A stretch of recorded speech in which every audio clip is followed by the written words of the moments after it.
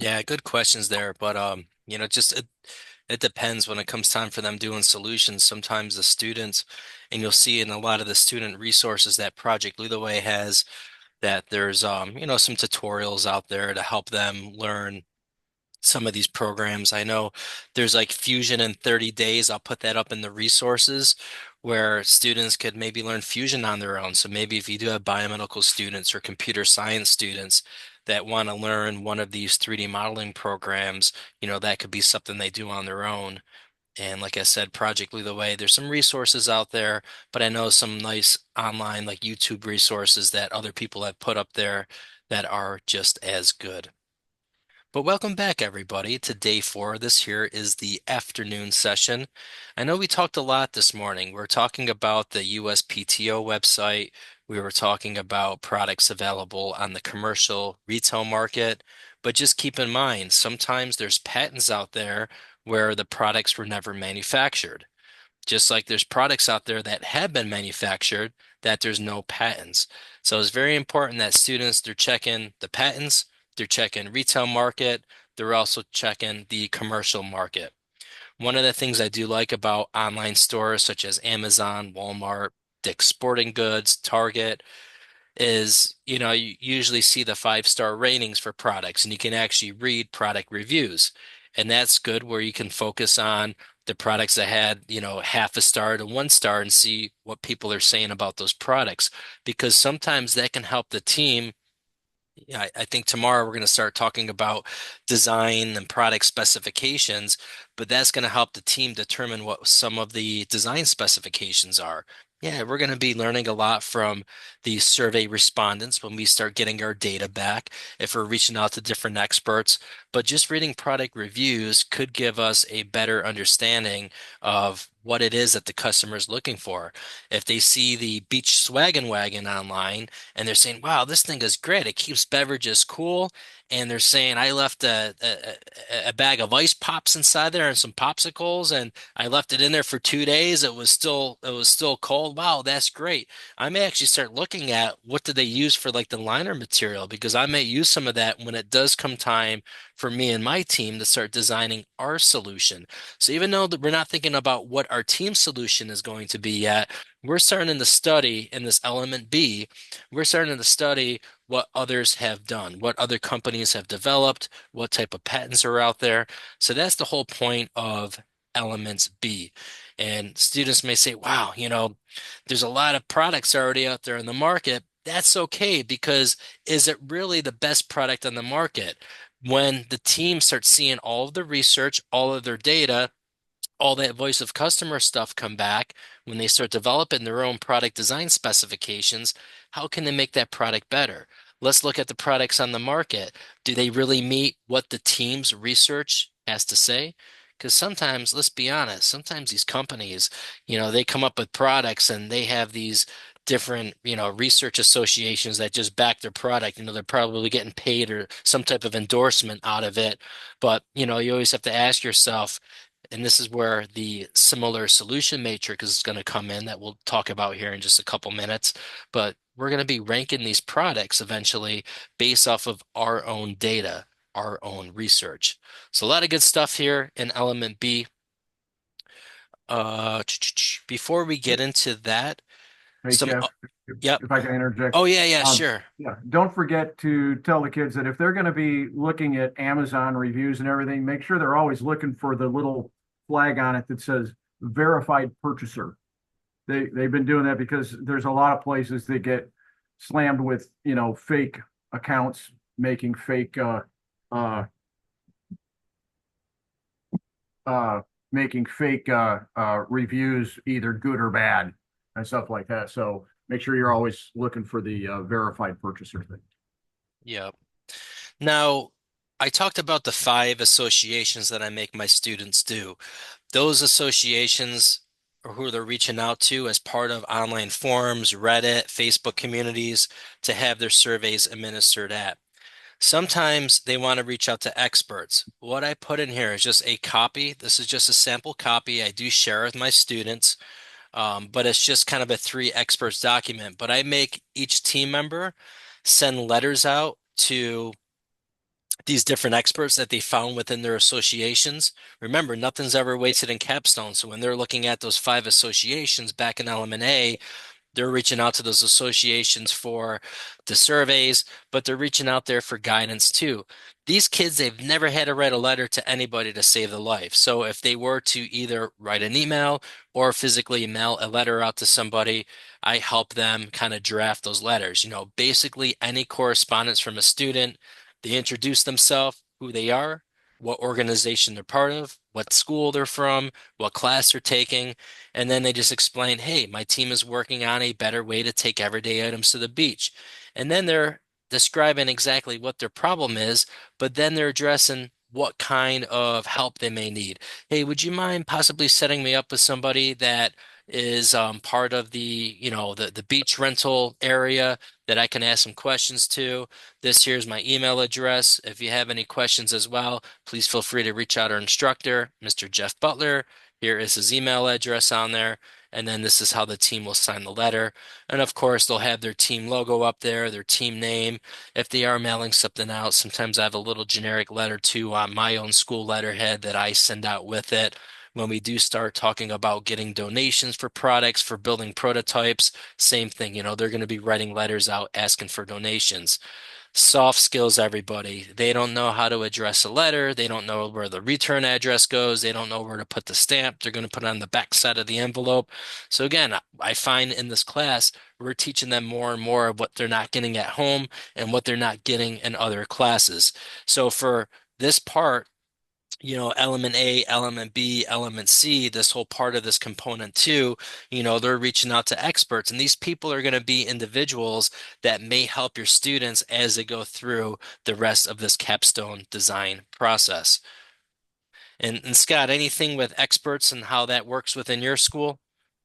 Yeah, so I follow kind of Dale Colson's advice. I have a bunch of our campus letterhead, nice bond paper and envelopes, and so I tell them that I will act as their administrative assistant, and so they write up the letter, in Word or whatever, and send it to me, and then I'll proof it for them and all, and then I'll print it on the letterhead, uh, fold it, stick it in the envelope, seal the envelope, have it franked down at the front office, for postage paid already, and I'll send it off. Do I have time to tell Dale's story about that? Oh, about the donation? Yeah. Yeah, maybe we'll do that when we start talking about prototyping. Okay. All right. Yeah, yeah. About Yeah. letters. It's just how this is amazing what some people are willing to give and willing to help. And yeah, it's some really interesting stuff.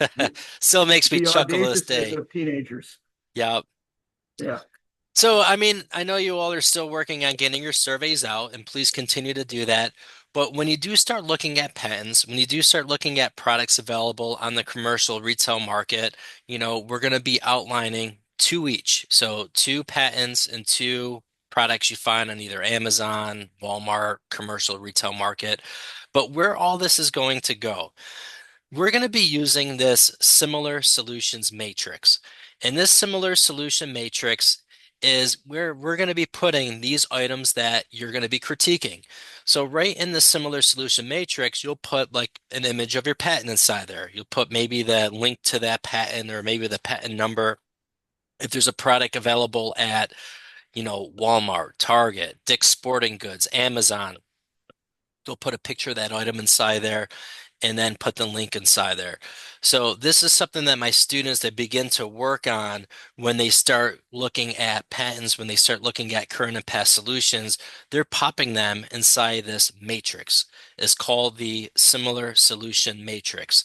So for taking everyday items to the beach being challenging and cumbersome, you can see where right now the team we found a lot of solutions. We found patents out there. We found things at Dick's Sporting Goods, camping warehouses, Amazon. So we found this item called the Beach Swaggin' Wagon, the Beach Buggy, this device here, they call it the Shady Rays. We found this here called the Sand Stroller. And then here was the Stroll and Roll. This here was a patent that we found out on there. But what we did is we just started to populate this information in here. I don't know what our design specifications are yet because we're still interviewing experts. We're still doing research. We're still sending surveys out, waiting for responses, waiting for data to come out. So what I'm doing is at least starting my similar solution matrix because eventually I'll be populating all of my team's design product specifications inside there that's going to help me rank these items that are currently on the market. I'm going to be able to glance at this matrix and eventually tell, wow, this beach buggy, how does this meet the requirements? Because some people keep saying, I want this thing to play music. I want this thing to really keep beverages cool. So this will allow you to kind of see where the strong competition is, where the good products are, and where the products may be lacking. Because ultimately, this is going to help the team come up with a better solution when it does come time to start thinking about solutions. So later on this afternoon, tonight, on your own time, you're going to be hearing about this similar solution matrix. And again, all the matrix does is it starts off, we're just listing some of those products we're critiquing, both USPTO patents and products available on the commercial retail market. But eventually, we're going to be going back and then we're going to be filling in our product design specifications when we start getting our survey data back, which is actually one of our agenda items for tomorrow. So this is something that my students, they can start earlier on, but it's kind of out there floating around, kind of in limbo, but then they go back and they start to finalize it as they start talking to experts, as they start getting the data back. Scott, anything on the similar solution matrix to help everyone out on? Um, no, I think you hit it. Says because you need to start. The thing about this similar solutions matrix is what happened to you? Just disappeared. There you are. Um, is that specification stuff on the top there? This is, well, like I was saying, you're looking at what is the product specification for the beach swag and wagon, right? That might show up in the other ones too. So, okay, so that's a category of specification I'm going to have on my design specification. And then you start looking at what are the parameters on that. Well, one of them weighs 10 pounds, the other one weighs 5 pounds, the other one weighs 15 pounds. So we're between 2 and 15 pounds. So now that becomes your design specification. So that's where this can be truly helpful Yeah. going forward with that. And you'll see how this is going to come together. But just I know on your own, when you start reading and when you start looking at like the Element B resources in my PLTW, and I know one of the block assignments there in E3, you're going to hear this similar solution matrix. So we just want to kind of make you aware what it is and what this is going to be referring to. We are going to get you out inside your breakout rooms, and Scott and I are going to be just kind of bouncing around just to see if you guys need anything or have any questions. But we want to open up the whole rest of the afternoon for you all to work. And then, of course, we'll come back the last 15 minutes, 5:45 East Coast time to kind of wrap this puppy up for the day. But I just think, as a team, you've been revising your problem statement. I would start finalizing your surveys and getting those out. If you have started looking at your patents and similar solutions out there, you can work on your critique sheets. You can start putting some of those inside a similar solution matrix. Again, just do what you can with that so far. Some of these items you may not be at that step yet, and that's just like our students, but we're showing you what things are in like element B. We're talking about things that you may not be at, but at least you kind of know where the next steps are. Same thing with our students. So if they finish something, they're not just waiting around for you to kind of go over what the next step is. Also, students kind of know why they're doing certain things within their team and how that's reaching certain deliverables. But yeah, I really feel that at this point, continue getting those surveys out, start looking at patents, start looking at products, start critiquing those.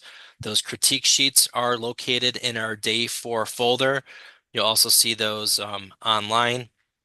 The product summary sheet that actually disappeared from the E3 system. They are trying to put that back up there, but I did get a copy of that and I put that in the day four folder. So if you're looking for the regular product summary sheet, that's also inside there.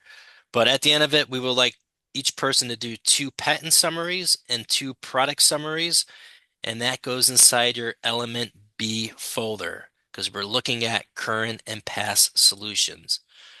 read those Amazon reviews. Even Consumer Reports could be a good starting point. Scott, I don't know if I'm missing anything here. Anything good you have for them?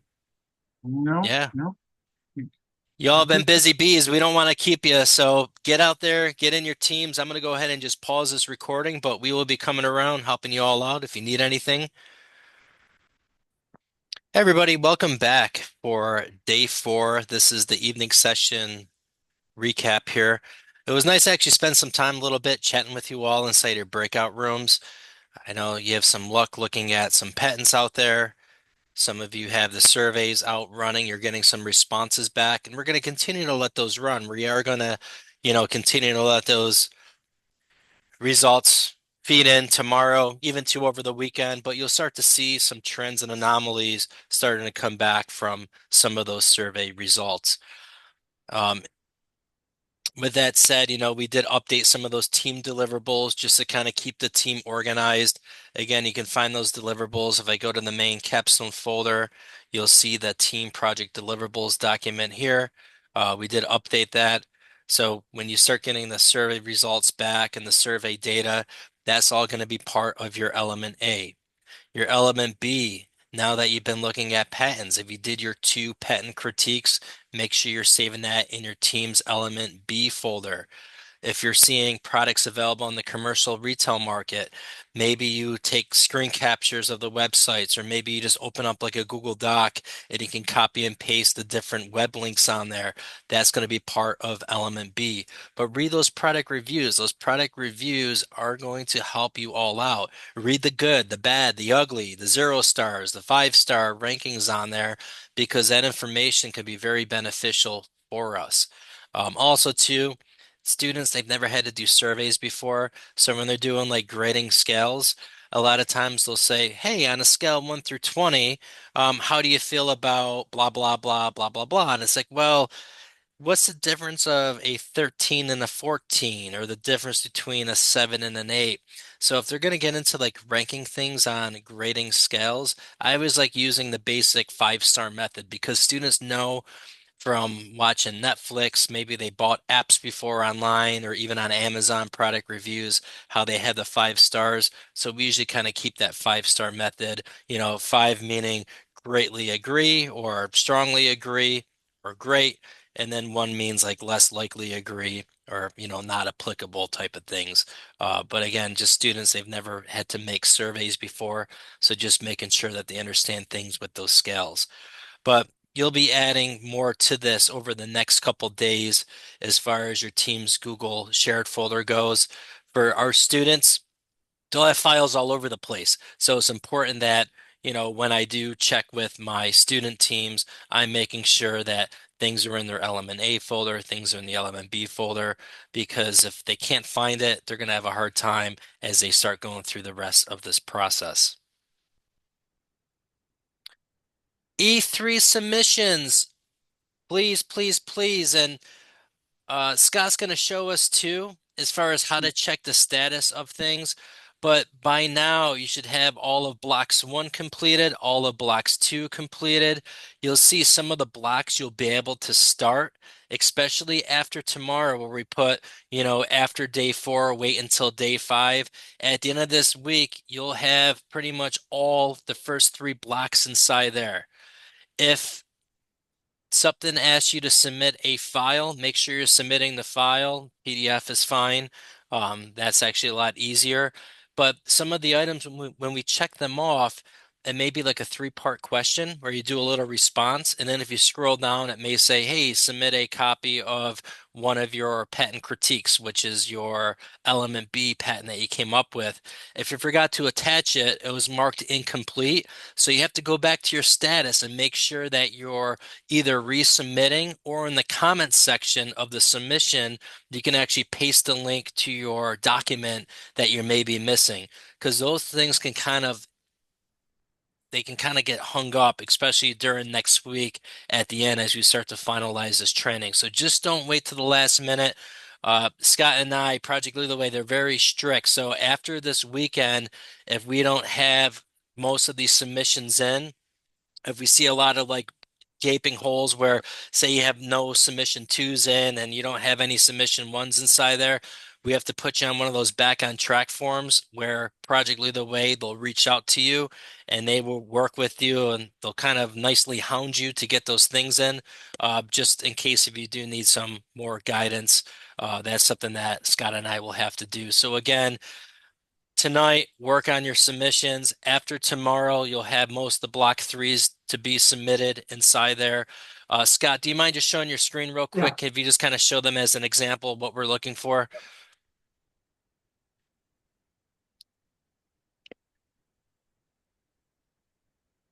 Okay, so in your main core training thing here, if you notice as you've been going through them, you might start seeing green check marks. What that means is that, like on this one, you sat on this page for like 5 seconds and it'll turn green. So there's that. And then, so when you're all done, you can go down here to this thing that says progress. And if you open that up, you're going to see, oh, 8% complete. So when you're all done by the end of next Friday, you should see this 100%, which means all of those little green dots are full. Every one of those is, all the way down. If you're not at 100%, it means that one of those green dots hasn't been filled out. And if you show details, then you can see that's the percentage of the content viewed right there. So that's all the green dots.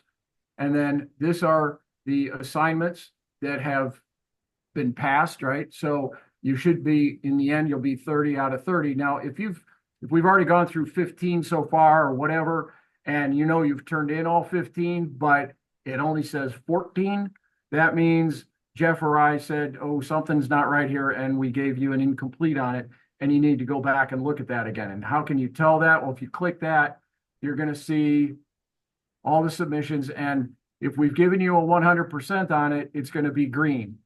If it's less than 100%, it's going to be some other color. It's kind of that rusty orangey kind of color. And I think if we haven't graded it at all, I think it should be open. One of you guys, if you're looking at one that you've turned in, but one of us haven't graded it yet, tell us, is that what that is, that it's gray? But what Jeff said about if we did give you an incomplete on something and we, indicated that we want you to do something different than what you answered, here's a submission thing. So if you notice right at the moment, this is all they're here. But if you go back and look at one of these, if you have filled these in, down below here, there is a section where you can see a comment that we left and you can respond to that comment. Please do all your re-answering here in that dialogue thing. If you go into the thing and hit submit again, a second one shows up on our list. And we may say, oh, there it is. And we grade it and it turns green.